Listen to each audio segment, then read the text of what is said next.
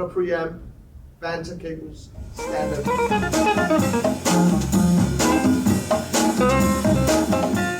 丹麥貴豐咧今年好似大爆發啦！今屆慕尼黑音響展咧推出咗好多新產品啊！咁啊，對於我嚟講咧真係好有驚喜啊！咁啊，首先咧推出咗一款咧黑膠唱盤 Apollo 啊！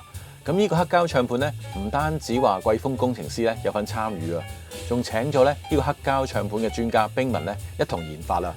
咁啊，用咗呢個雙摩打驅動，更加咧特別研發一個咧控制器咧，保證呢兩個摩打可以同步啊！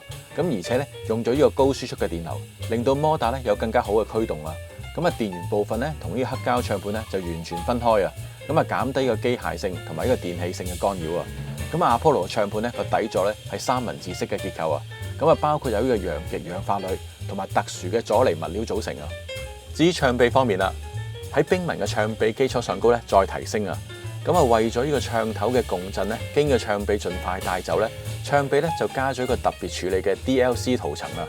咁呢個咧好似鑽石咁硬嘅塗層咧，可以將原本聲音傳送嘅速度咧，由每秒鐘傳送9900米咧，提升去到每秒鐘咧18000米啊！咁啊，確保咧共振盡快疏導，咁啊自然聲音咧就更加傳真啦。貴豐呢個動圈唱頭咧係同呢個 Autophone 合作嘅成果啊！咁啊，為咗呢個 Apollo 唱盤咧度身訂造嘅。喺呢個 MC Diamond 唱頭上高咧，再作出調整，好似類似 3D 打印嘅 SLM 技術做出嚟嘅鈦金屬唱頭殼咧，上面再塗上呢個 DLC 鑽石塗層啊，做出呢個 Griffin Black Diamond DLC 動圈唱頭啊！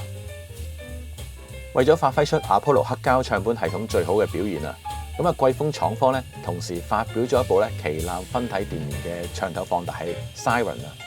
咁呢個分體電源咧就分開左右聲道同埋一個控制線路咧嚟供電俾個主機。咁如果主機前面板咧都同旗艦前級一樣，有一個咧4.3 TFT 觸控式嘅面板啊。咁啊機裏邊咧就用咗4層嘅線路板。咁而呢個線路板同積厚度咧比一般厚1倍啊。咁去到70個 μ 啊。咁啊全部零件咧更加可以話不惜工本啊。好似有一個 Moondog 嘅電容、Beasley 嘅電阻等等。咁啊全部機咧都係雙單聲道。咁可以選擇 MM 同埋呢個 MC 輸入，咁有一組 RCA 同埋3組嘅平衡輸入，咁而輸出咧就有一組嘅平衡。咁啊主機咧同埋分體電源咧分別重呢個30.4 kg 同埋38 kg 啊。貴豐新產品咧唔止咁少啊，仲有呢部 PowerZone 3電源處理器啊。呢部電源處理器咧係用咗正在申請嘅專利技術運作啊。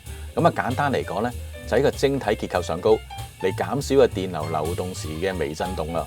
咁呢個技術咧唔會有呢個能量損耗，唔會產生個噪音同埋熱能，唔會有限流，同時咧可以提高呢個傳送電流嘅速度同精確度啊！咁啊至於實際嘅效果係點咧？咁啊將來有機會試聽咧，再同大家分享啦。當然啦，貴豐展房咧現場就用咗呢個黑膠做示範，咁啊配合同廠旗艦 Commander 嘅前級同埋 APEC 嘅單聲道後級，咁啊推呢個 EOS 5嘅喇叭，咁啊聲音通透又夠細緻，踏實得嚟咧有質感。果然係音響名廠嘅風範啊！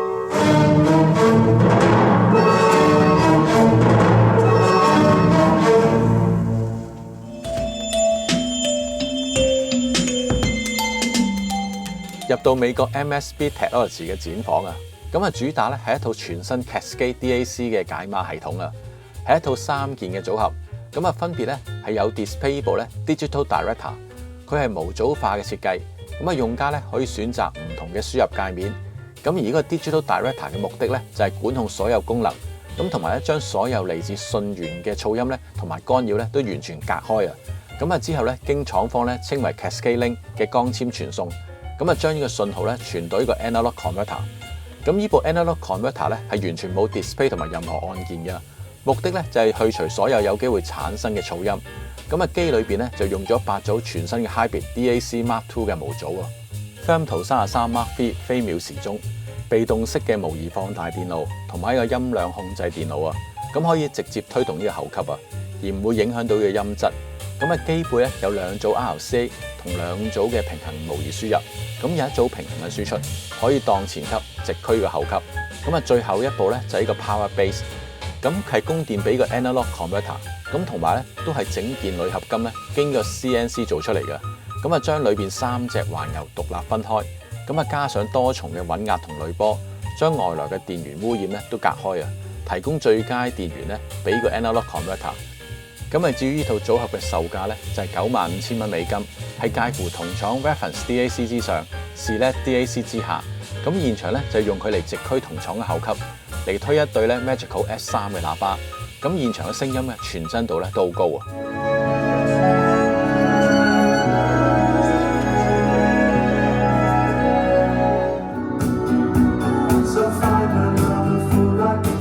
英國黑膠唱片專家 Ratea 今屆佢嘅展房咧就喺個 MOC 對面嘅 Motown World 啊！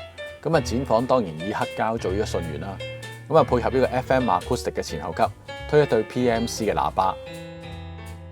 而今次參展嘅新產品咧就叫做卡郎嘅長頭放大器，用咗非磁性不鏽鋼嘅外殼嚟提升嘅屏蔽水平，仲唔會產生嘅 eddy current 同埋磁化嚟提升嘅聲音嘅透明度啊！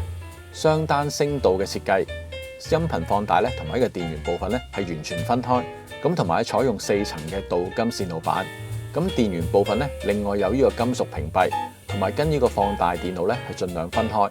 咁放大電路咧再加上個特殊屏蔽，進一步咧嚟提升個順噪比啊！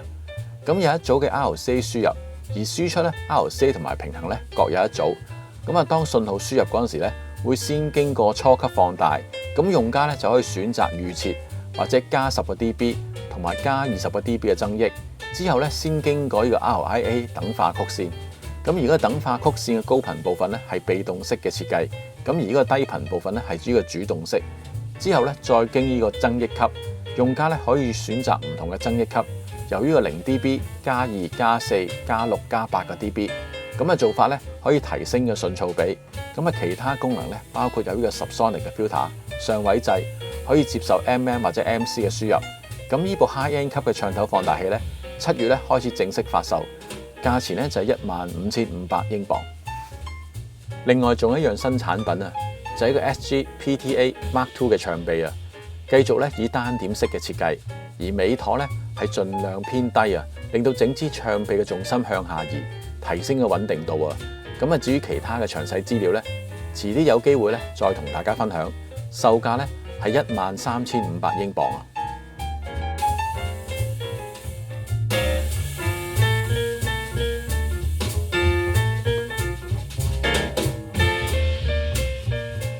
英國 Vega 展出咗最新嘅旗艦 MM 唱頭 MD7，係用咗鋁瓷啊，咁而唱頭殼咧係呢個玻璃填充物 PPS 嘅物料啊，售價咧係450英鎊啊。咁另外咧有一套全新嘅前後級，分別喺個 Mercury 嘅前級，咁有呢個平衡同 RCA 嘅模擬輸入，有2組嘅同軸、2組嘅鋼籤同埋 USB Type B 嘅數碼輸入，輸出咧有平衡同埋 RCA。另外呢個 Solis 嘅後級有160碼乘2嘅輸出 ，RCA 同埋平衡輸入各有一組啊。咁呢套機嘅售價咧大約12,000英鎊啊。主要製作喇叭嚟自英國 Kudos Audio， 佢哋嘅展房咧喺呢個 Motown World 啊。而今次咧展出嘅新產品咧係一部被動式嘅分音器啊，名為呢個 Seco Drive。佢完全咧唔需要駁電嘅，可以咧配合 Kudos 唔同款式嘅喇叭。同埋呢個兼容性相當之高啊，可以配合咧唔同嘅後級放大器。咁現場咧，除咗開聲嘅組合之外咧，都有靜態展示出咧佢哋多款嘅喇叭。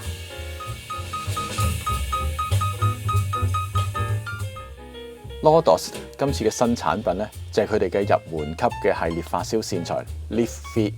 可以見到咧現場嘅資料咧 ，Lift V 咧分為4個等級啊，分別係最高級嘅 Red Dawn V、Blue Heaven V。仲有 Purple Fair V 同 White Lightning V。除咗 White Lightning V 只有呢個信號線同埋喇叭線之外咧，其他款式咧都仲有呢個電源線。